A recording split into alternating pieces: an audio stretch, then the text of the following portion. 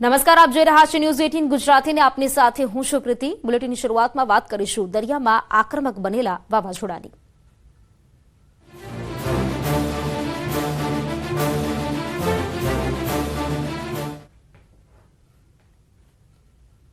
તો વાવાઝોડાને લઈને સૌથી મોટા સમાચાર અરબી સમુદ્રમાં વાવાઝોડું સક્રિય થયું છે। દક્ષિણ પશ્ચિમ પોરબંદરથી 1090 કિલોમીટર દૂર છે વાવાઝોડું। વધુ મજબૂત બનશે આ વાવાઝોડું, ત્યારે વાવાઝોડું ઉત્તર તરફ આગળ વધતું જોવા મળી રહ્યું છે। રાજ્યના તમામ બંદરો પર 2 નંબરનું સિગ્નલ લગાવવામાં આવ્યું છે।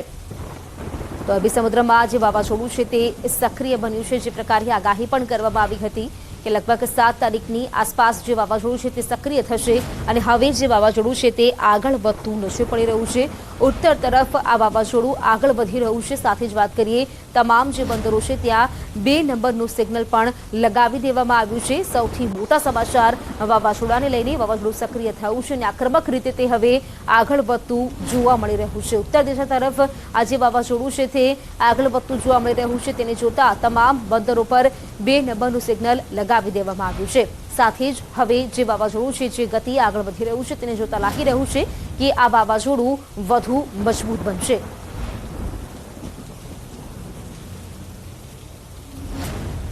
તો આગાહી કરવામાં આવી છે તે અનુસાર જે વાવાઝોડું છે 7 તારીખે તે સક્રિય થવાનું હતું, તે અનુસાર આ જે વાવાઝોડું છે તે સક્રિય થઈ પણ ચૂક્યું છે।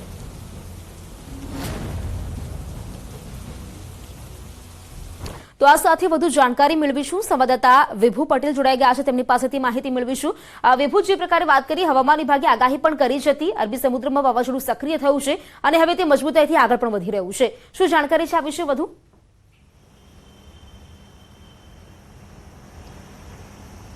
પ્રીતિ, અરબી સમુદ્રમાં બિપરજોય વાવાઝોડું છે તે સક્રિય છે અને હવે આગામી 6 કલાકમાં જે વાવાઝોડું વધુ મજબૂત બની જશે, એટલે કે વેરી સિવિયર સાયક્લોન બની જશે અને તેની ગતિ છે તે 90 થી 100 કિલોમીટરની થઈ જશે। એટલે કે અત્યારે જે મોનિટરિંગ ખાસ કરીને કરવામાં આવી રહ્યું છે તેનો જે માર્ગ છે, એટલે કે ટ્રેક છે, તે બતાવવામાં આવી રહ્યો છે કે મધ્ય અરબી સમુદ્રથી તે ઉપર તરફ, એટલે કે ઉત્તર તરફ આગળ વધી રહ્યું છે અને સતત 11 તારીખ સુધીનો જે ટ્રેક બતાવવામાં આવ્યો છે તેમાં મધ્ય ઉત્તર તરફનો જે ટ્રેક છે તે જોવામાં આવી રહ્યો છે। એટલે કે 11 તારીખ સુધીમાં વેરી સિવિયર સાયક્લોન થઈ જશે અને તે વધુ મજબૂત બની જશે। 150 આસપાસની સ્પીડ પણ તેઓની થઈ જશે। પરંતુ અત્યારે જે સાયક્લોન છે તેની સ્પીડ 90 થી 100 કિલોમીટરની પ્રતિ કલાકે જ પવન ફૂંકાઈ રહ્યો છે।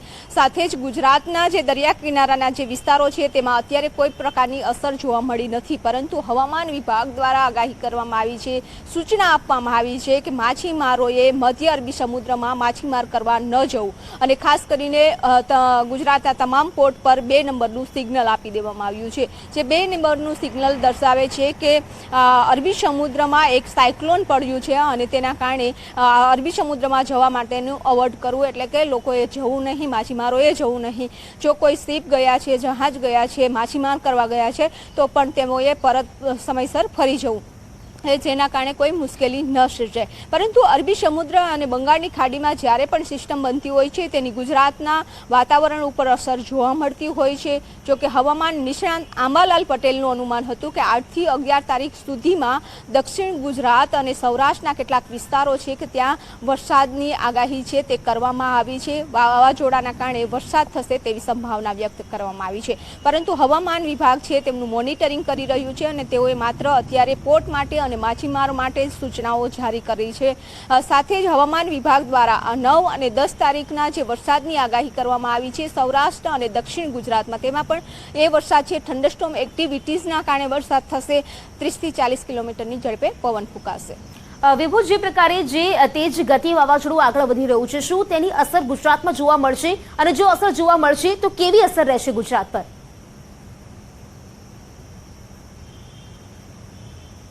પ્રીતિ, અરબી સમુદ્રમાં ખાસ કરીને અત્યારે વાવાઝોડું બન્યું છે, પહેલાં પણ વાવાઝોડા બન્યા હતા।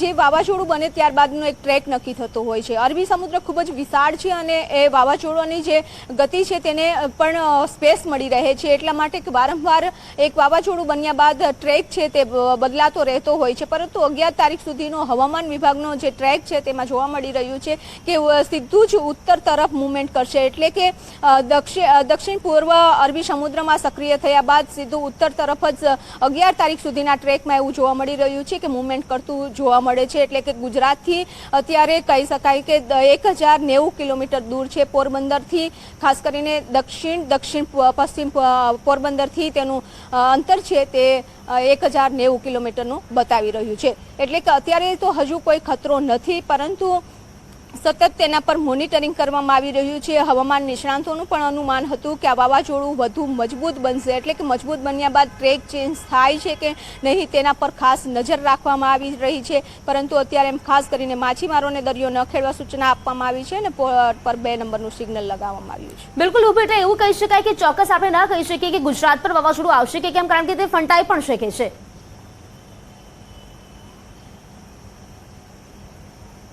બિલકુલ, કારણ કે જે રીતે છેલ્લા વાવાઝોડા આપણે 5 વર્ષમાં અરબી સમુદ્રની મુવમેન્ટ ઉપર જ જોઈએ તો ખૂબ જ એક્ટિવ છે તે જોવા મળી રહ્યો છે। વારંવાર કોઈને કોઈ સિસ્ટમ છે તે બનતી જોવા મળી રહી છે। અરબી સમુદ્રનો ભેજ પણ ગુજરાત ઉપર આવતો હોય છે, વાતાવરણમાં અત્યારે વાદળછાયું વાતાવરણ પણ જોવા મળતું હોય છે, પરંતુ ટ્રેક ચેન્જ થાય છે કે નહીં તેના પર સૌથી મહત્વનું છે, કારણ કે જો ટ્રેક ચેન્જ થયો છેલ્લા 5 વર્ષના વાવાઝોડામાં પણ જોઈએ તો ગુજરાત તરફ વધારે પડતો મુવમેન્ટ છે તે જોવા મળતી હોય છે, અને ત્યારબાદ ઓમાન તરફ ફંટાઈ જતું હોય છે, અથવા તો ઓમાન તરફ ફંટાઈને પણ પાછી ફરી એક વખત માર્ગ ચેન્જ કરીને ગુજરાત તરફ આવતું હોય તેવી પણ અનેક વખત વાવાઝોડાની મુવમેન્ટમાં છે તે જોવા મળી રહ્યું છે।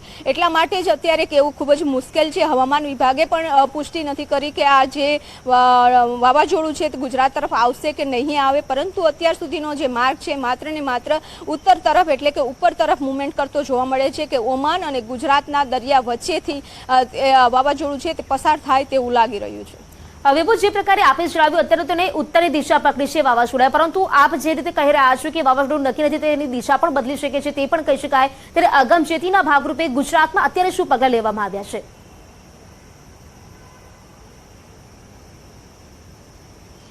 પ્રીતિ, અત્યારે જે રીતે આ વાવાઝોડું એવું વાવાઝોડું છે કે પહેલી ફેર એવું જોવા મળ્યું છે કે તમામ મોડલો હોય છે, વેધર એજન્સીઓ પણ તેના ઉપર સતત મોનિટરિંગ કરતું હોય છે, પોતાની વેબસાઇટ ઉપર અપડેટ કરતું હોય છે, હવામાન છે તો પોતાના મોડલથી તેઓ અનુમાન લગાવતા હોય છે, પરંતુ એક પણ મોડલ એવો નથી કે બધું સેમ બતાવતા હોય, બધાના મોડલમાં અલગ અલગ એની મુવમેન્ટ છે તે જોવા મળી રહી છે, પરંતુ ગુજરાતના જે દરિયા કિનારાના વિસ્તારો છે ત્યાં ડરવાની જરૂર નથી, પરંતુ વાવાઝોડાની જે આગાહી કરવામાં આવતી હોય છે, અરબી સમુદ્રમાં કોઈ પણ સિસ્ટમ બનતી હોય છે તેને કારણે જે દરિયાના મોજા છે તેની ગતિ તીવ્ર થઈ જતા હોય છે, પવનની ગતિ તેજ થઈ જતી હોય છે, તેવા સંજોગોમાં દરિયા કિનારાના જે વિસ્તારોમાં રહેતા લોકોએ ખાસ કરીને તકેદારી રાખવી જોઈએ। જે કે આપણે જોયું છે કે 30 થી 40 કિલોમીટરની ઝડપે પણ થંડરસ્ટોર્મ એક્ટિવિટીઝમાં જ્યારે પવન ફૂંકાય છે ત્યારે કેવી સ્થિતિ છે તે જોવા મળે છે, છાપરા ઉડી જાય છે, વૃક્ષો ધરાશાયી થઈ જાય છે, વીજ પોલ પણ ધરાશાયી થઈ જતી હોય તેવી ઘટનાઓ બનતી હોય છે, અને તેના કારણે લોકો પણ ઈજાગ્રસ્ત થતા હોય છે। એટલે કે અરબી સમુદ્રમાં જ્યારે સિસ્ટમ બની છે ત્યારે અત્યારે તકેદારીના ભાગરૂપે માત્ર સૂચનાઓ આપવામાં આવી છે કે લોકો જે ખાસ કરીને ચોમાસું પણ આવતું હોય છે એટલે ચોમાસા પહેલા પણ આવી તકેદારી રાખવા માટે સૂચનાઓ જારી કરી દેતા હોય છે। તમામ જે વિસ્તારના કલેક્ટરો છે એટલે તમામ જિલ્લાના કલેક્ટરો દ્વારા પણ ચોમાસાનો પ્રી મોન્સૂન કામગીરી કરવામાં આવતી હોય છે, તે અંતર્ગત અત્યારે કામગીરી છે તે કરી દેવામાં આવી છે, પરંતુ ખાસ કરીને અત્યારે મુવમેન્ટ ઉપર ધ્યાન રાખવામાં આવી રહ્યું છે। મુવમેન્ટમાં જો કોઈ ચેન્જીસ જોવા મળશે અથવા તો ગુજરાત તરફની તેવું આવતું જોવા મળશે તો ચોક્કસ તેના ઉપર છે સરકાર અને હવામાન વિભાગ છે તે કામગીરી કરશે। વિભુ, જે પ્રકારે પહેલા પણ વાવાઝોડું સક્રિય થઈ રહ્યું હતું ત્યારે પણ કહેવામાં આવ્યું હતું કે ક્યાંક 2 ઓપ્શન જોવા મળી રહ્યા છે, કેતુ વાવાઝોડું છે તે ઓમાન તરફ જશે, કેતુ આ વાવાઝોડું પાકિસ્તાન તરફ જશે, પરંતુ તેની અસર ગુજરાતમાં જોવા મળશે, ગુજરાતના વાતાવરણમાં બદલાવ આવશે, ક્યાંક ભારે વરસાદ પણ પડી શકે છે તેવું પણ કહેવામાં આવ્યું હતું। હવામાન નિષ્ણાત આંબાલાલ પટેલે પ્રીતિ પહેલા જ કહી દીધું હતું કે અરબી સમુદ્રમાં એક સિસ્ટમ બનશે અને તેના કારણે દક્ષિણ ગુજરાત અને સૌરાષ્ટ્રના કેટલાક વિસ્તારોમાં ભારે વરસાદ થશે, સાથે જ મધ્ય ગુજરાત અને ગુજરાતના અલગ અલગ વિસ્તારોમાં તો તેમની અસર જોવા મળશે, પરંતુ રાજસ્થાન સુધી આ વાવાઝોડાની અસર જોવા મળે તેઓનું અનુમાન છે। પરંતુ હવે અત્યારે તો સિસ્ટમ બની ગઈ છે એટલે કે સિસ્ટમ ઉપર ખાસ નજર રાખવામાં આવી રહી છે। જો ઓમાન તરફ ફંટાય કે ગુજરાત તરફ ફંટાય તો તેની અસર ચોક્કસ ગુજરાતના વાતાવરણ ઉપર જોવા મળતી હોય છે। અરબી સમુદ્રમાં જે સિસ્ટમ બને છે, બંગાળની ખાડીમાં જે પણ સિસ્ટમ બને છે તેના કારણે ગુજરાતના વાતાવરણમાં પલટો છે તે જોવા મળતો હોય છે, એટલે કે હવે જેમ જેમ આગળ વધશે તેમ ગુજરાતના વાતાવરણ ઉપર પણ અસર જોવા મળતી હોય છે। બિલકુલ વિભુ, આપ જોડાયેલા રહેજો અમારી સાથે. ગીર સોમનાથથી અમારા સંવાદદાતા જોડાયેલા છે, તેમની સાથે વાતચીત કરીશું. દિનેશ, જે પ્રકારે વાત કરીએ અહીં આગમચેતીના ભાગરૂપે શું પગલાં લેવામાં આવી રહ્યા છે ગીર સોમનાથ તરફ, કારણ કે જે વાવાઝોડું છે તેની જે ગતિ છે, દિશા છે તે નક્કી નથી, પરંતુ આગમચેતીના ભાગરૂપે ગીર સોમનાથમાં અત્યારે દરિયાકાંઠે કેવી સુરક્ષા વ્યવસ્થાઓ?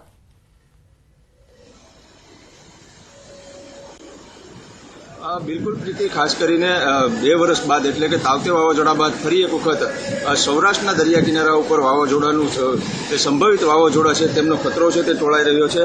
હાલ હું આપને દરિયાના દ્રશ્યો બતાવવાનો પ્રયત્ન કરીશ કે જે પ્રમાણે હવામાન વિભાગ આગાહી કરી રહ્યું છે કે આજના દિવસ અથવા તો આવતીકાલના દિવસની અંદર જે દરિયાની અંદર સિસ્ટમ સર્જાય છે તે વાવાઝોડામાં પરિવર્તિત થઈ શકે છે અને તેના ભાગરૂપે જ કહી શકાય કે હાલ જે દરિયો છે તે શાંત જોવા મળી રહ્યો છે અને એક પ્રકારે કહી શકાય કે તોફાન પહેલાની જે શાંતિ હોય છે તે પ્રકારના દ્રશ્યો દરિયાની અંદર જોવા મળી રહ્યા છે. પરંતુ જોવા જઈએ તો હાલ ગુજરાતના મોટાભાગના જે બંદરો છે તે તમામ બંદરો ઉપર 2 નંબરના સિગ્નલ લગાવવામાં આવ્યા છે. વેરાવળ બંદર હોય, સૈયદ રાજપરા હોય કે દીવ બંદર હોય, તમામ બંદર પર 2 નંબરના સિગ્નલ છે તે લગાવવામાં આવ્યા છે. ખાસ કરીને દરિયાની અંદર જે માછીમારી કરતા માછીમારો હોય છે તેઓને પણ પરત બોલાવવામાં આવ્યા છે અને આગામી સમય હજુ જ્યાં સુધી સંભવિત વાવાઝોડાને લઈને કોઈ ચોક્કસ દિશા અથવા તો વાવાઝોડું આવશે કે કઈ તરફ જશે તે નક્કી ના થાય ત્યાં સુધી તમામ માછીમારો છે તેઓને દરિયો ન ખેડવા માટે પણ હાલ સૂચનાઓ આપવામાં આવી છે. પ્રીતિ, બિલકુલ દિનેશ, જે પ્રકારે કહી શકાય કે અત્યારે તો અગમચેતીના ભાગરૂપે 2 નંબરનું સિગ્નલ લગાવવામાં આવ્યું છે. આપ પણ ત્યાં ઉપસ્થિત છો, કેવી હલનચલન આપ જોઈ શકો છો ત્યાં?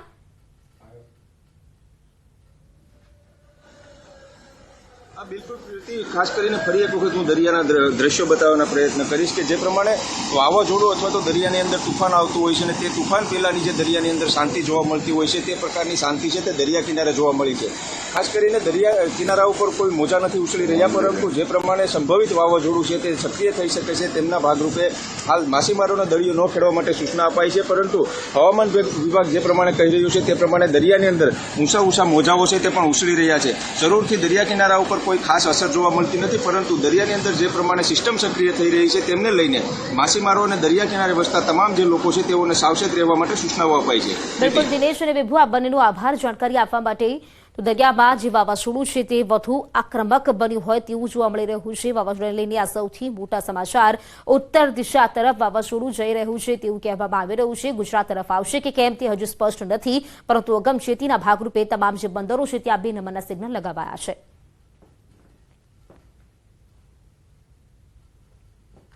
તો આ તરફ પોરબંદરના કાંઠા વિસ્તારોમાં પણ તકેદારી વધારાઈ છે. અરબી સમુદ્રમાં વાવાઝોડું સક્રિય થયું છે.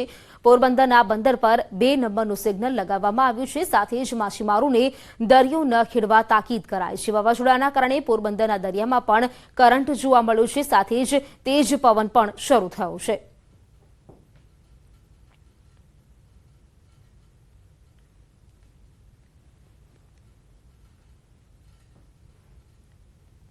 વાવાઝોડાના પગલે દરિયા કિનારે 2 નંબરનું સિગ્નલ, જૂનાગઢના માંગરોળ દરિયા કિનારે 2 નંબરનું સિગ્નલ આપવામાં આવ્યું છે.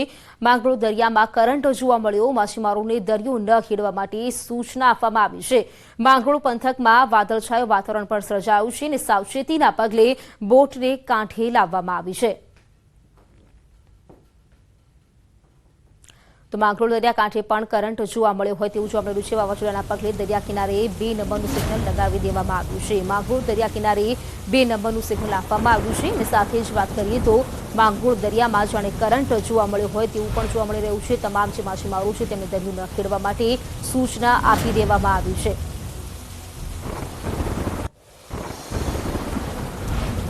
તો જાફરાબાદ પીપાવાવ પોર્ટ પર દરિયો તોફાની બનવાની સંભાવના. બંદર પર 2 નંબરનું સિગ્નલ લગાવાયું છે. દરિયામાં ઊંચા મોજા સાથે પવનની ગતિ છે તે પણ વધશે.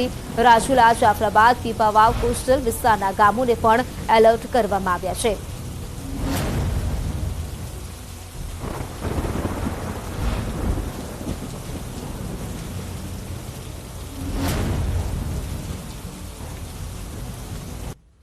બોટાદ જિલ્લાના અનેક વિસ્તારોમાં ભારે પવન ફૂંકાયો. લાઠીદંડ ગામે ભારે પવન ફૂંકાતા ઝાડ ધરાશાયી થયું છે. ભારે પવનના પગલે વીજપોલ પણ ધરાશાયી થયા. આ ભારે પવન ફૂંકાતા અનેક વિસ્તારોમાં વાતાવરણમાં ઠંડક પ્રસરી.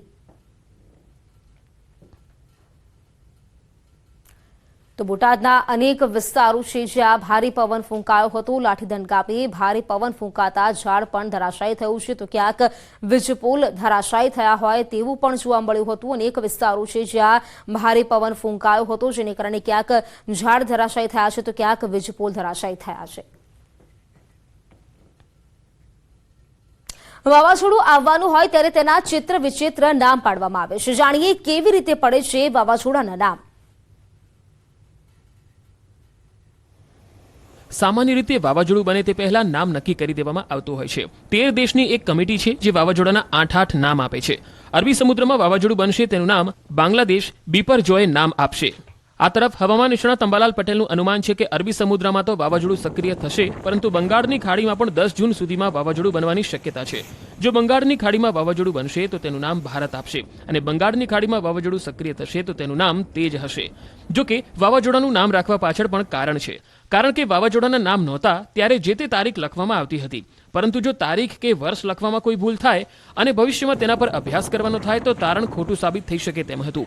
એટલા માટે વાવાઝોડાના નામ રાખવાનું શરૂ થયું, જેમાં Bangladesh, Bharat, Iran, Maldives, Oman, Pakistan, Qatar, Saudi Arabia, Sri Lanka, Thailand, United Arab Emirates, Yemen એમ કુલ 13 દેશો વચ્ચે સમજૂતી કરવામાં આવી, અને દેશના નામનો પહેલો અક્ષર પ્રમાણે ક્રમાંક નક્કી કરવામાં આવ્યો હતો, અને જે દેશ નામ સૂચવે તે ક્રમાંક પ્રમાણે વાવાઝોડાના નામની યાદી તૈયાર કરવામાં આવી. સમજૂતી મુજબ વાવાઝોડાના નામ એવા હોવા જોઈએ તે કોઈ વિવાદ સર્જે નહીં. હવે 13 દેશો દ્વારા વાવાઝોડાના નામ નક્કી કરી દેવામાં આવ્યા છે. સમાચારોમાં રોકાઈશું એક બ્રેક માટે, અને સમાચાર આ બ્રેક બાદ.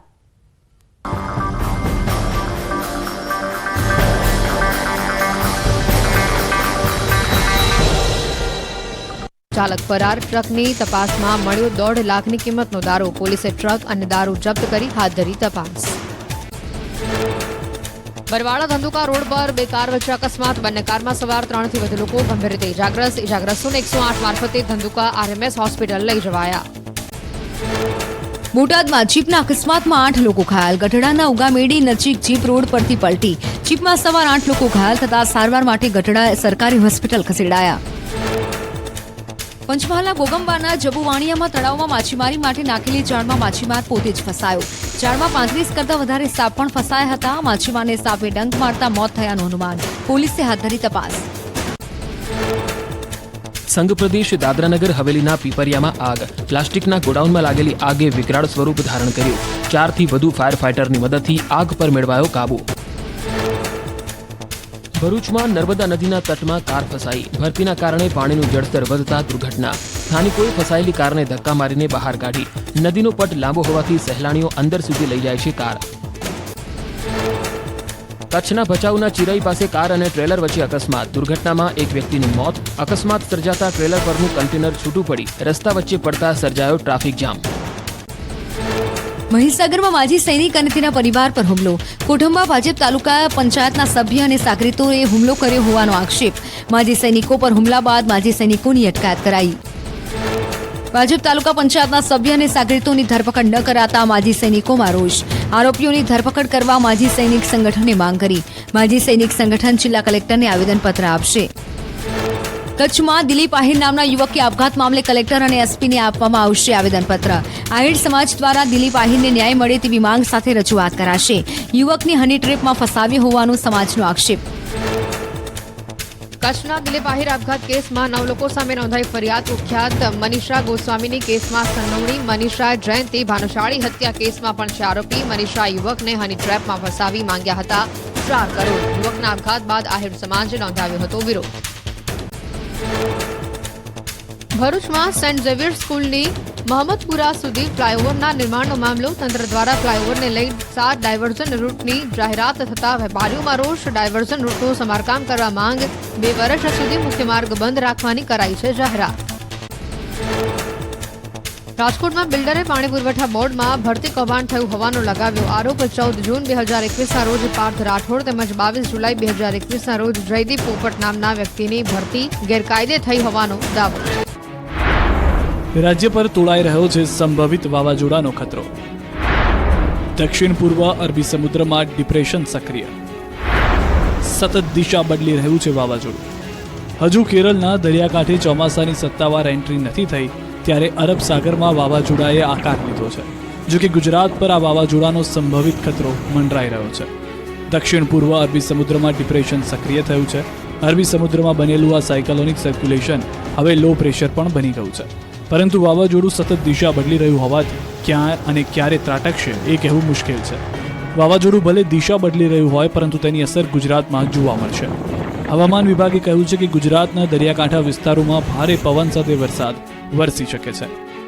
साउथ ईस्ट अरेबियन सी में एक डिप्रेशन अभी बना हुआ है. कल लो प्रेशर बना था, आज डिप्रेशन में परिवर्तन हुआ है. अभी डिप्रेशन जो है अभी साउथ ईस्ट अरेबियन सी में है. उसका मूवमेंट नियरली नॉर्थवर्ड रहने का संभावना है एंड वो इंटेंसिफाई होके साइक्लोन बनने का संभावना है.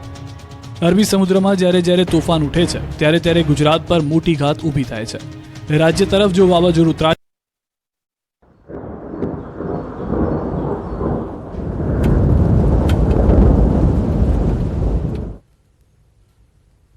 બ્રેક બાદ ફરી આપનું સ્વાગત છે. હવે વાત કરીશું અટકી ગયેલા ચોમાસાની. તો કેરળ નજીક આવીને ચોમાસું સ્થિર થઈ ગયું છે ત્યારે ચોમાસાની રાહ જોવાઈ રહી છે. કેરળમાં ચોમાસું બેસી ગયા બાદ દેશના અન્ય ભાગોમાં આગળ વધશે. મોચા વાવાઝોડાએ ચોમાસાની આગળ વધવાની સ્થિતિને ખોરવી નાખી હતી, પરંતુ હવે અરબી સમુદ્રમાં બિપરજોય વાવાઝોડું સક્રિય થયું છે અને બીજી બાજુ કેરળ નજીક ચોમાસું આવીને સ્થિર થયું છે. ત્યારે આગામી 1 કે 2 દિવસમાં ચોમાસું બેસી જાય તેવું અનુમાન છે, પરંતુ વાવાઝોડા અને ચોમાસાની વરસાદની ગતિવિધિઓ પર નજર રાખવામાં આવી રહી છે.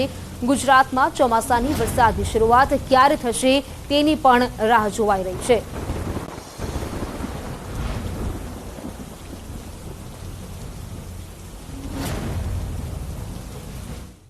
હવે વાત કરીશું વાવાઝોડાના પગલે દરિયાકાંઠે વધી ગયું છે વરસાદનું સંકટ.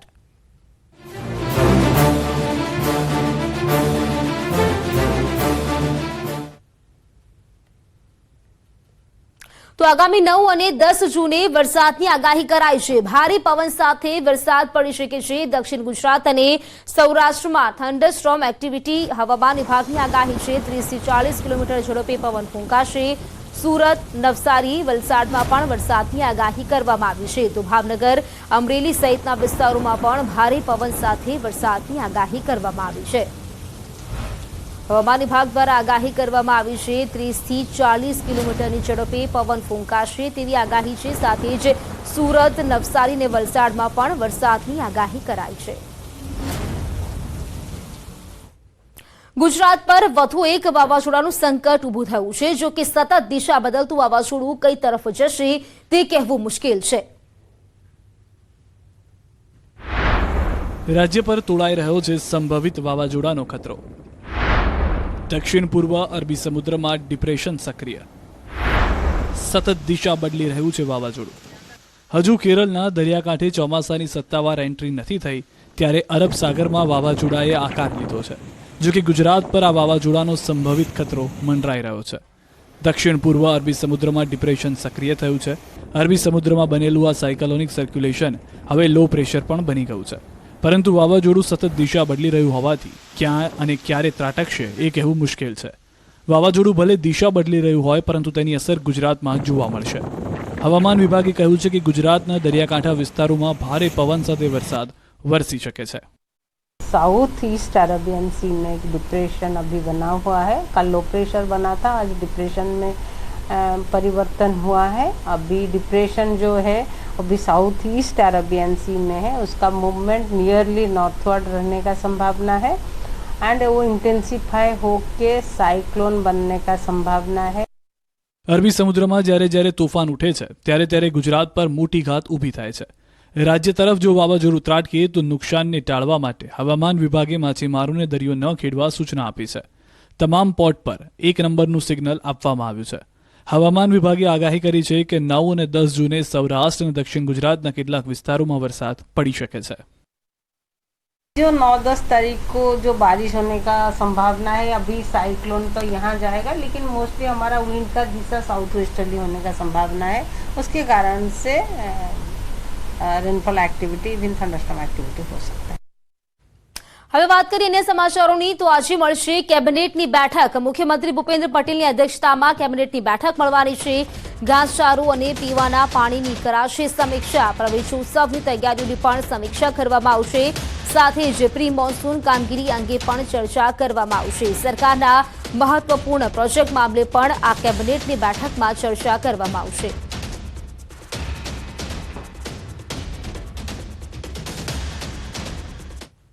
સમાચારોમાં અત્યારે ફક્ત આટલું જ અને સમાચારો માટે આપ જોતા રહો ન્યૂઝ 18 ગુજરાતી. નમસ્કાર.